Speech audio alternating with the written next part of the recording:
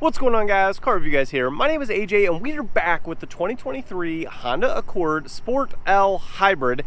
And today's video is not the full review. It is going to be the 5 things to love and the 5 things to improve. Let's jump right into it. Let's roll.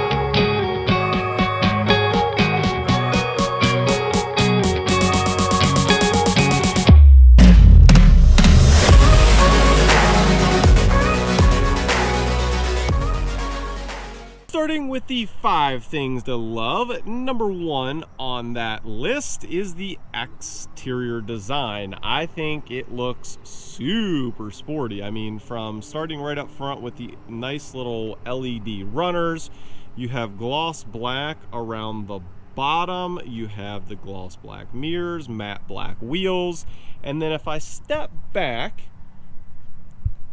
you've got kind of like an S5 type of silhouette. I mean, it looks really good. And then coming around to the rear, to polish this point off, the rear deck lid spoiler, that's also nice. And then if we go down below, you've got a little bit of a diffuser down here, and it's gloss black as well.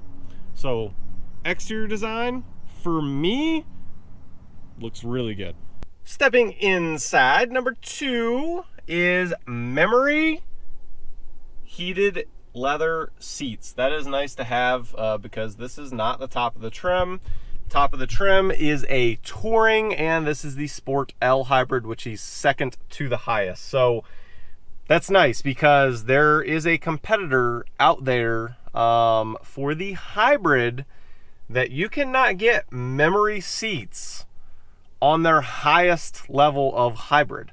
So that's something that they're certainly winning in this category. Number 3 is the ride quality. I have really enjoyed my time with it. The ride quality is certainly good for the under $35,000 mark. Like, I'll leave it at that. It's good. Just go drive one and you'll believe it. And if you want all the details on it, go watch the review, link down below.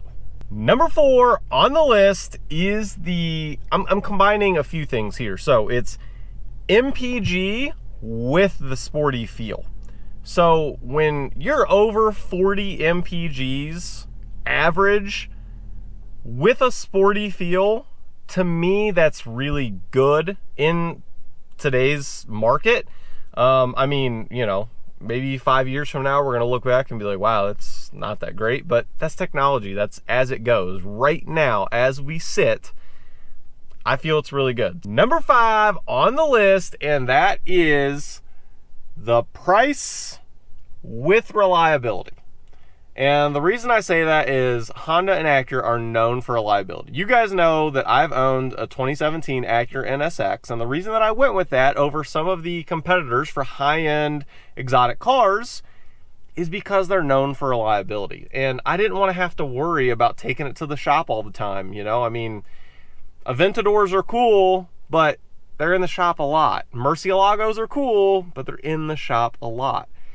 The NSX, it's just not. It's just reliable. And when you get into a car, you want it to be reliable. And that's what Honda does. And for a price point. I mean, this tester's right around the $35,000 mark, but really, if you just get this, this exact trim level, I think you're at like the 33 mark. I think that's good. I think that's very competitive in today's market. Time to move on to the 5 things to improve. Number 1 on the list, and that would be at this price point, a lot of competitors have a 360 camera. This one does not, and not only does this not have a 360 camera, the quality is not, it's not as clear as it really should be. But it's still there, it still works, it you know, doesn't have any glitches or anything like that. It's just not that clear. Number 2 on the list, and that is here in the rear. There are no AC vents. If you guys already watched the review, you knew this one was coming. I wish there were some rear AC vents. Definitely, like here in Arizona, it's been 115 degrees for like, I don't know, 25 days or something in a row. Nonetheless, those need to be present for sure. Number 3 on the list is also in this region, and that is there's no USB or any kind of charging for the rear seats. So hopefully they'll bring some chargers and some AC vents for the rear seats. Number 4 is with the seats. So if I spin it around, as nice as these seats look, in the Sport in particular, I would love to see an option for some contrast stitching. I know this is like a gray, so yes, I mean, you could call it contrast, I guess, but not really. I mean, I would like to see some like red, or, you know, I mean, really red is what I think of whenever I think of Sport, but even having a few different options of stitching, I think it would really set this interior apart and make it look super sporty. Number 5, final point on the improvement list, and that is up above us. There is a sunroof, as you can see there.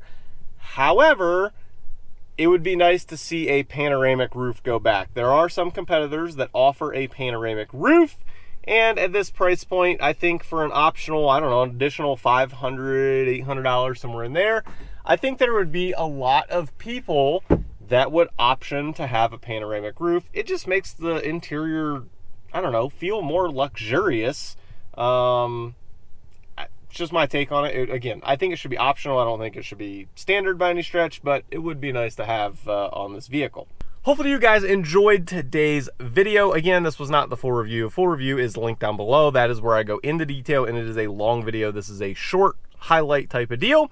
And if there's anything else you guys want to know, just comment down below. Happy to answer it. If I don't know it, I will reach out to the Honda rep and get an answer for you.